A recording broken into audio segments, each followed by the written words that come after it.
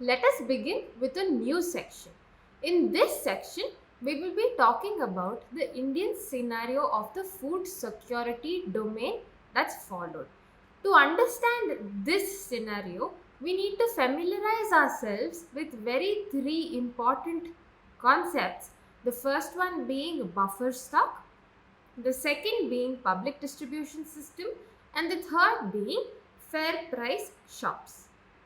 After we see the details, that is the definition and the advantages and the disadvantages of buffer stock, PDS and FPS, we will be getting back to the history as to how the rationing system even began in India. Right? So without wasting any time, let us start this section.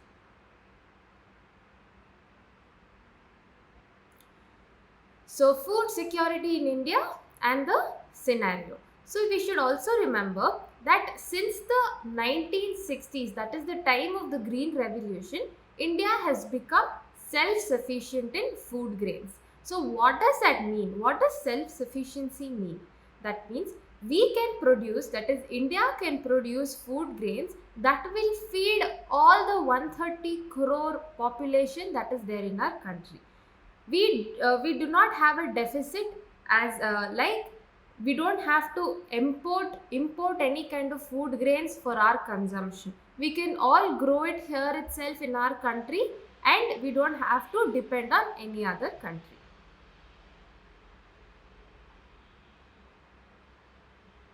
And this kind of availability of food grains is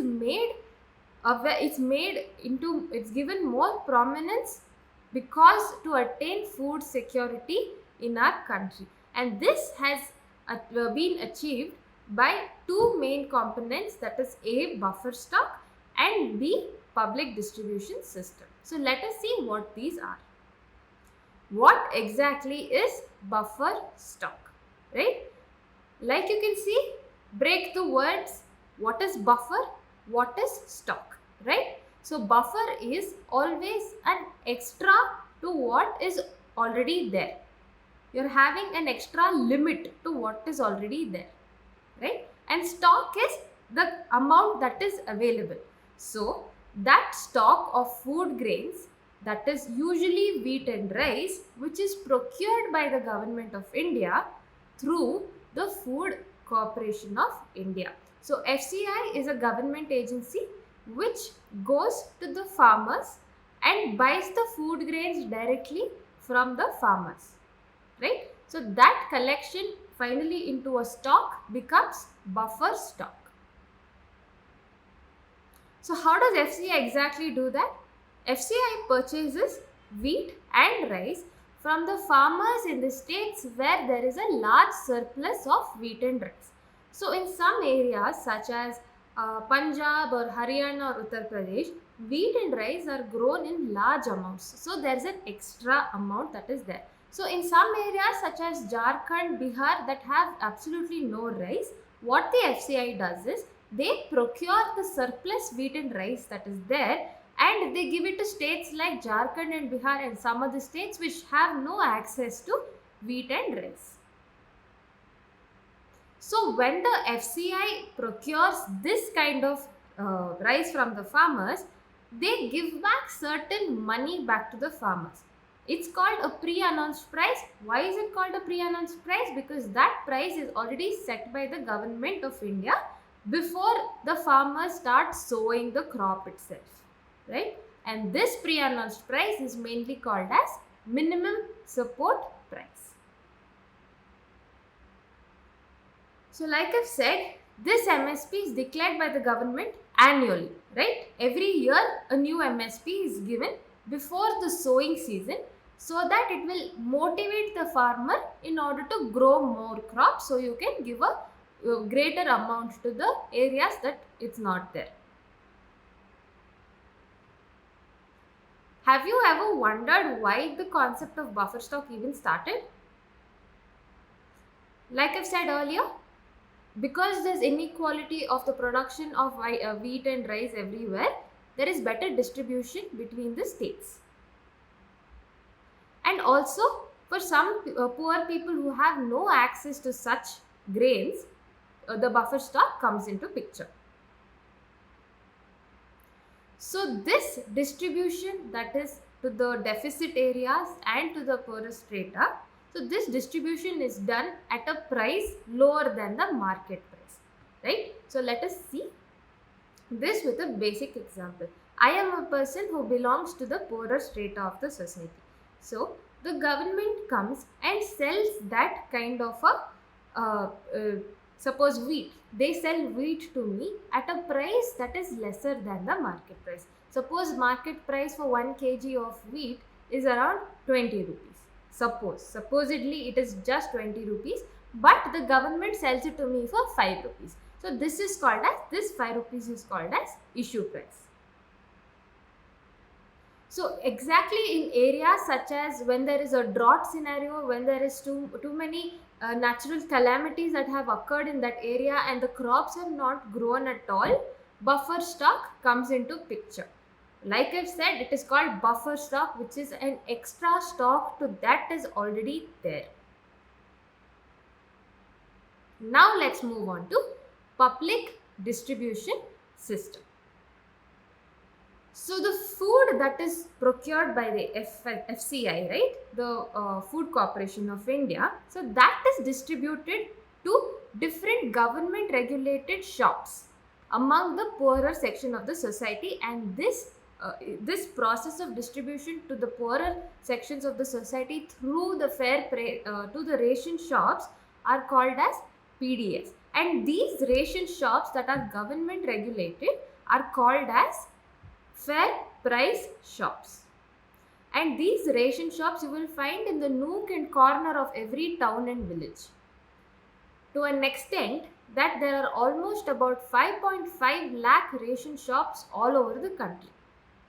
Like I've said earlier, ration shops are also known as fair price shops.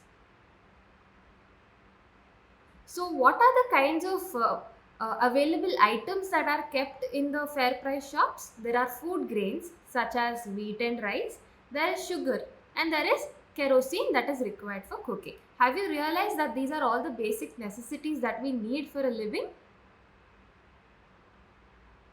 And also, now that there are poor people who are finally buying from the fair price shops, these items are sold at a lesser price than what is there at the market.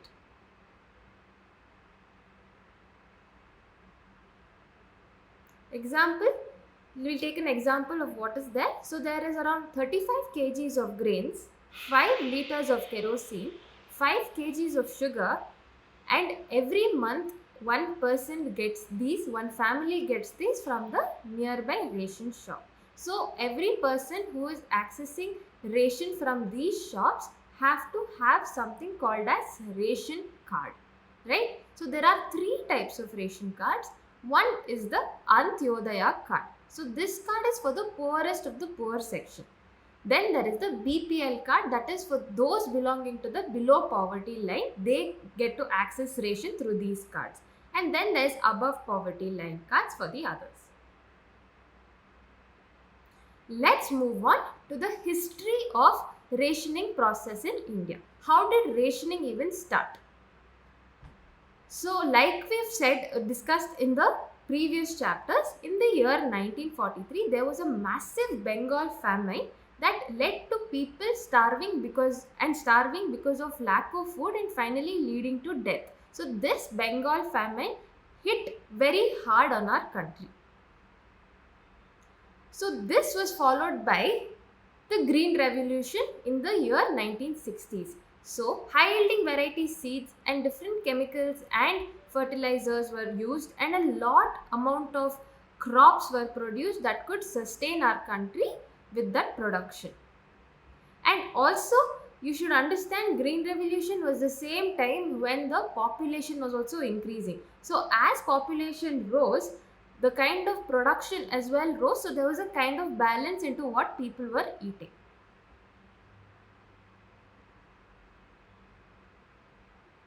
So also when the population rose, naturally food shortage started to happen gradually, and because of that people tended to get into poverty, and because of these high poverty levels, three food intervention programs were introduced by the government. Let us see what they are. The first one being public distribution system for food grains.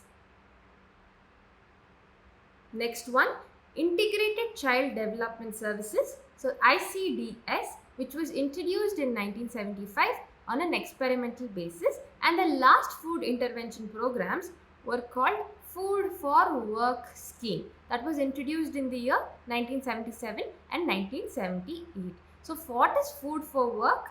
If you work, the times when you go out to work, the enterprise that you're working for will provide you the food. So it is a kind of incentive that if you're going to work, you will be given nutritious food. So this is about how, in order to counterbalance the poverty levels that were happening, food was given out.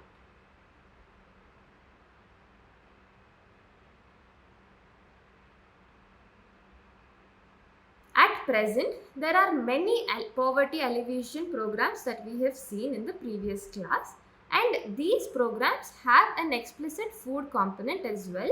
Also, what we've seen in the previous classes includes the midday meal scheme.